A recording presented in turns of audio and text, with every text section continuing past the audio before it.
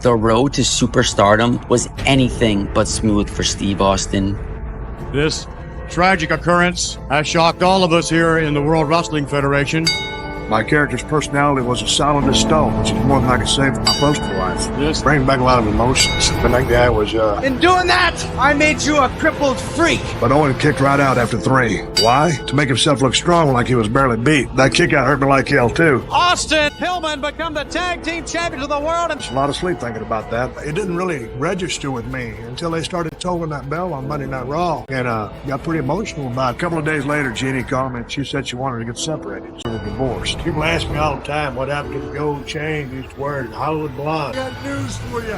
Iceberg. Steve Austin is a mid-card player. From his formative years spent inside the legendary Sportatorium, to his tenure at WCW, to his time in the land of the extreme. Now grab a refreshing ice-cold Steve Weiser and join us on a captivating documentary journey on the extraordinary career of Stone Cold Steve Austin.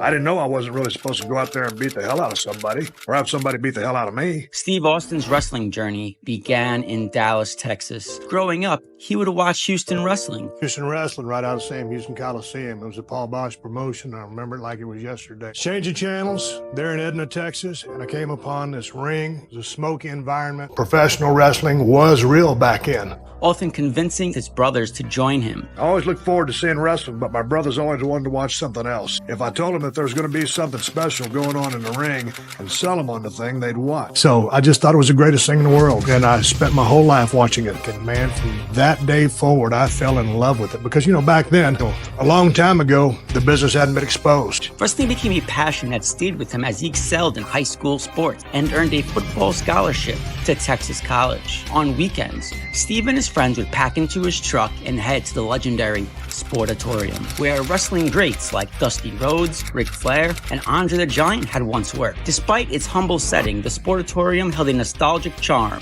as a place where legends were born. It was the mecca of wrestling in the South. During those thrilling matches, Steve's passion for wrestling grew stronger. He and his friends would stay overnight, eagerly awaiting the TV tapings on Saturday mornings. One day, Steve saw a commercial featuring Chris Adams advertising a wrestling school for $45. So call me at 353-9925. At that time, Steve was working as a freight operator, steadily climbing the corporate ladder, but emotionally grappling with the end of his football dreams. Seeking direction, he decided to attend the class, which proved to be a turning point in his life. While in line for class, Steve noticed that he stood out with his size and muscles among the crowd. In Dallas, a local group of wrestlers called the Von Erichs were the biggest stars, captivating the town with their storylines. Those people loved the Von Erichs. And man, when they came out, the roof blew off that place. Right here.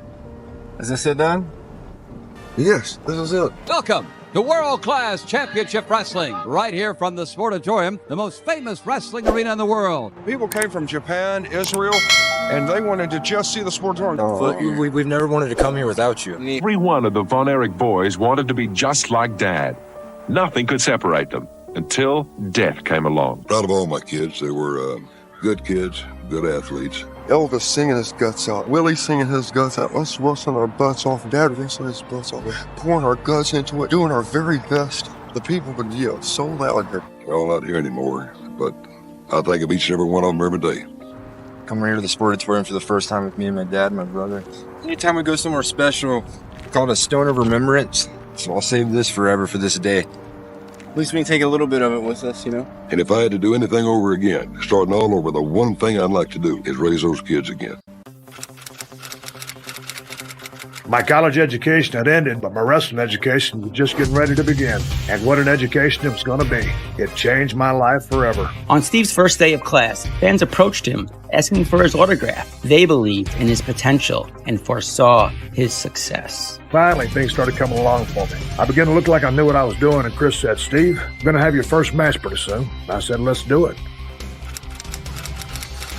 In the world of professional wrestling, the concept of kayfabe suspended the audience's disbelief by maintaining the illusion of reality for fans. In those early days of his training, Steve embraced the teachings, executing each move with unwavering belief, fully immersed in the understanding that the intense battles inside the ring were genuine contests. Little did he know that the carefully orchestrated nature of wrestling matches would soon be unveiled. It was during his first televised bout. The date of the match was May 11th, 1989. On WCCW against the journeyman wrestler Frogman LeBlanc that the truth was revealed, exposing the business that unfolded within the squared circle. Chris Adams didn't try to smarten me up or teach me the real deal when it came to pro wrestling. He was just teaching me some moves to use in the ring. The realization hit Steve like a thunderbolt.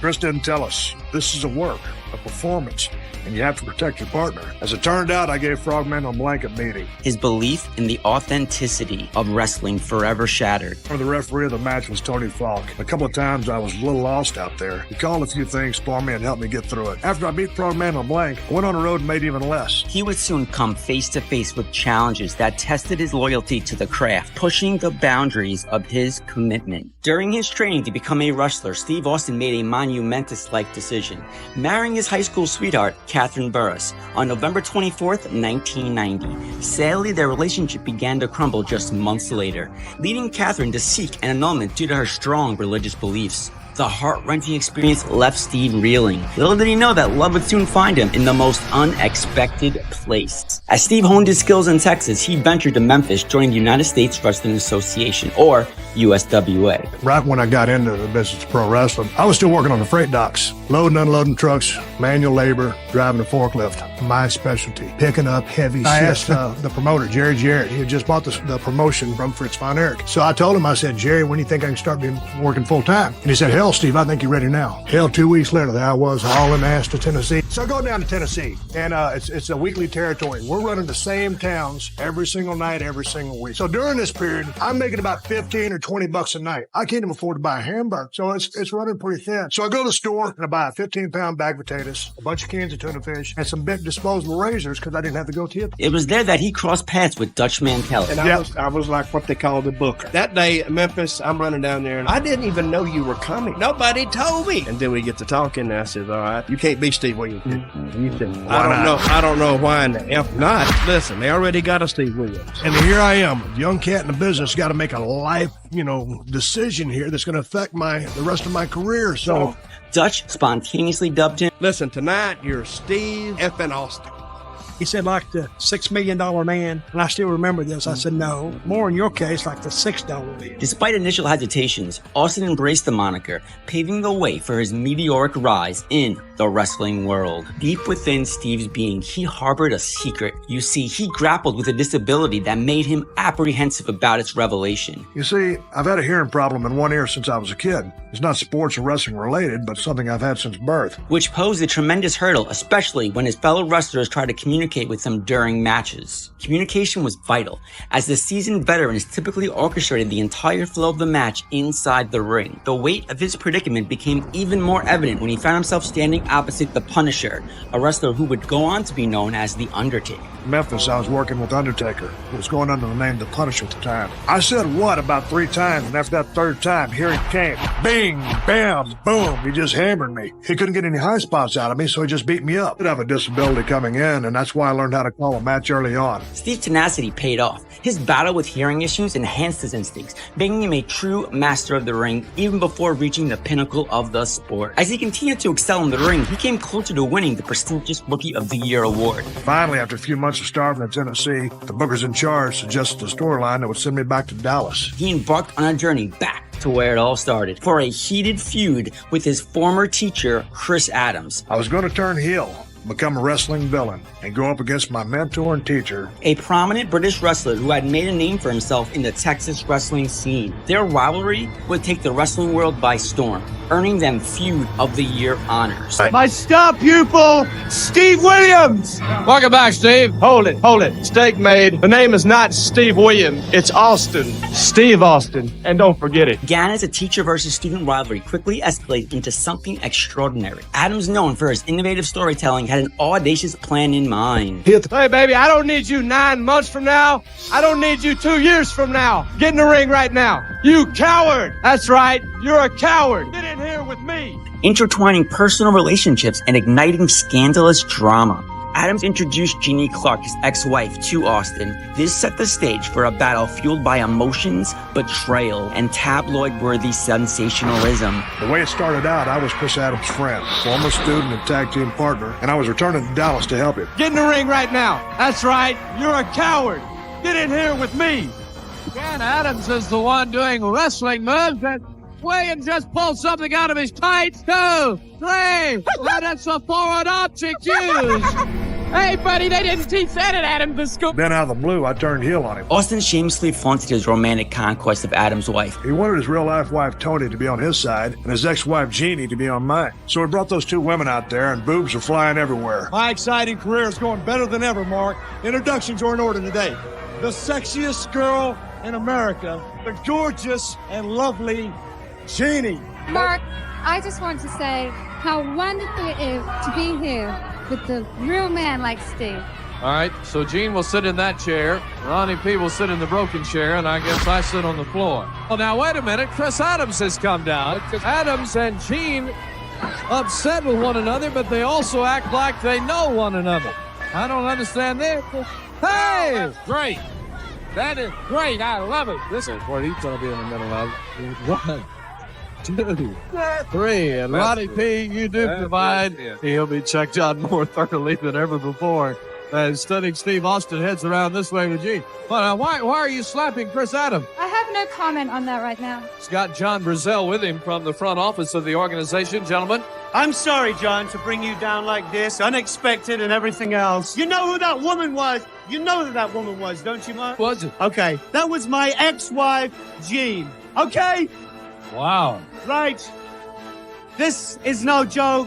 This is no fun. I am not a happy camper today. But I'll tell you what, Austin, there's not room enough in Texas for you and I. You've gone too far. You cannot get away with this, and I aim to do something. I ask you as a human being to let me wrestle against Steve Austin right here next week, and all you people, he'll be carried out on a stretcher.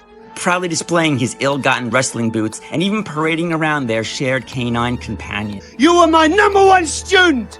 You even wear my boots to the ring. They were pulling hair and rolling around. Man, that was some hot stuff. Meanwhile, Jeannie brandished old nude photos, exposing their dark underbelly of their tumultuous past. The wild storyline captivated audiences and garnered attention from the mainstream media, with the National Examiner, an actual supermarket tabloid, even dedicating an article to the larger-than-life rival, earning recognition as one of the most memorable and influential feuds of 1990, and winning the prestigious Feud of the Year award. Chris Adams technically wasn't the greatest worker in the world, but he did have a lot of great ideas for the business. You know, we've seen a lot of dangerous matches in professional wrestling, scalpel matches, cage matches, but Barbwire, what a sight to see, Christ. He was unselfish when it came to business and drawing money.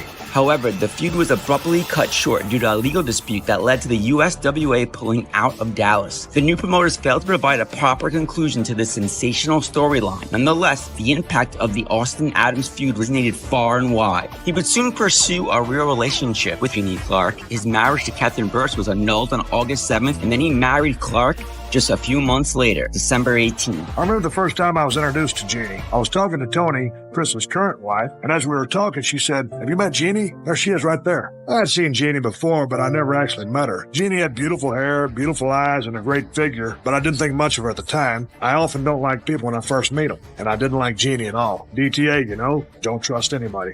At that time, I had some misgivings about bringing the women into the storyline, but we did the storyline with the women, and of course, everything snowballed from there. Before long, Jeannie and I weren't just an item in the ring, we became an item outside the ring too. Jeannie and I started seeing each other more seriously and became a couple pretty quick. Although the storyline reached an ultimate impasse, it did catch the attention of World Championship Wrestling executives, shining a spotlight on Steve Austin's undeniable talent and magnetism. That's when I got a call from World Championship Wrestling. And now their act would be moving onto one of the biggest wrestling companies in the world. In a whirlwind entrance onto the WCW scene, Austin made his debut on television the beginning of June, wasted no time in securing the WCW World Television title. Within days, he snatched the championship from Bobby Eaton, abruptly ending Eaton's reign. A new era had gone, and Austin's star was on a meteoric rise.